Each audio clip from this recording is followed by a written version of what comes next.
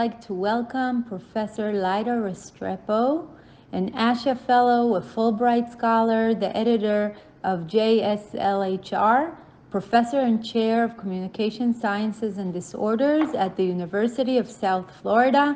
Her research is focused on developing assessments and interventions for bilingual children at risk of academic difficulties. What do studies of heritage speakers teach us about DLD? In terms of conclusions about heritage speakers, Spanish heritage speakers, we see that initially, at least, there's a lot of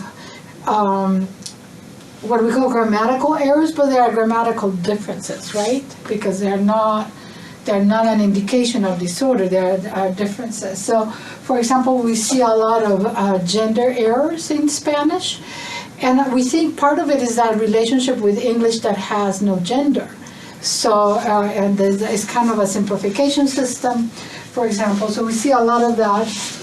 Oh, interestingly, we still find that the number of grammatical errors differentiate typical development against the kids with developmental delay. So even though we see instability in the morphological system, the differences between typical and developmental delay are large, and that's why we have to keep talking. And we also see more variety of errors. We see more syntactic errors and so on. So we see a lot more going on in the Spanish or kids with developmental delay. Whereas the kids with typical language, we see more like gender errors and a few subjunctive errors, but not a lot more. Did you see errors in basic syntax, like pronouns, prepositions, verbs in present tense, and numbers? We see errors in prepositions. We see errors in clitic pronouns, direct and indirect objects, not the other pronouns, because especially with Spanish, it can be a subjectless language. But we do see errors in the clitic pronouns. Yeah. And we see omissions and we see gender errors. We see both. So gender errors are common but can still differentiate. But we also see a lot of errors. The other thing that we're starting to look at is the growth over time between those kids who are typical and those with developmental delay. And interestingly, the Spanish continues to grow against a lot of myths that people say, oh, they lose their language. I said, no, it continues to grow. But the kids with language impairment, we see clearly flat lines, especially in sentence complexity, like subordination index. So, and whereas the other kids continue to grow. What's your message to teachers? Why is it important to know about multiculturalism? So, And multilingualism. And multilingualism.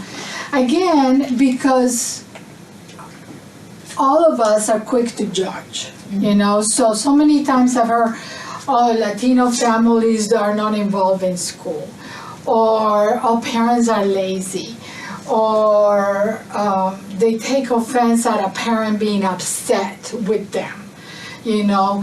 So my message is take a pause, think about it, and put yourself in the family's situation and understand the language, the sociocultural background, especially when we're dealing with disabilities and culture. It's like, how much is culture? How much is socioeconomic? Mm-hmm. And take a pause and reflect back and think about other ways that you can interpret some behaviors.